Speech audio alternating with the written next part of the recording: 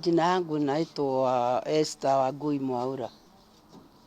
Jumamosi headman anakuja na hiyo ambele akaambia watu wangu matoke, na wakitaka makikosa kutoka atakuja. Anakuja na sigari akamaharata.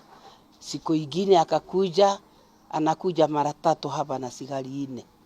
Magatoa kwa nyumba kwa moja moja makaletwa hapa.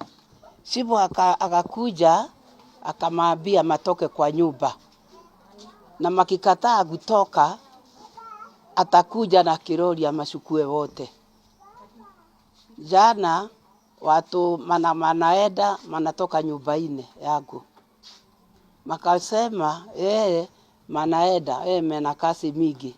Magikamato ni headman kazi yao inaharibika. Tukamuuliza ni kwa nini hasa hizi tunaendwa ni headman tuondoke, na sisi tuna kazi mingi. Tukikamatwa kazi yetu inapotea, na mtu ile yuko na mimba huyu hapana kwenda, na mtu ananyonyo ni mtoto huyu hapana kwenda. No nyinyi itakuja na kiroli Jumanne. Makasagaya makaligo ni nini?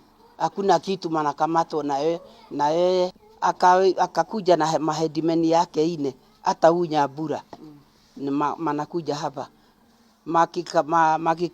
Makiro makiambio nyinyi mnasogoza susu, mnauliza susu nini?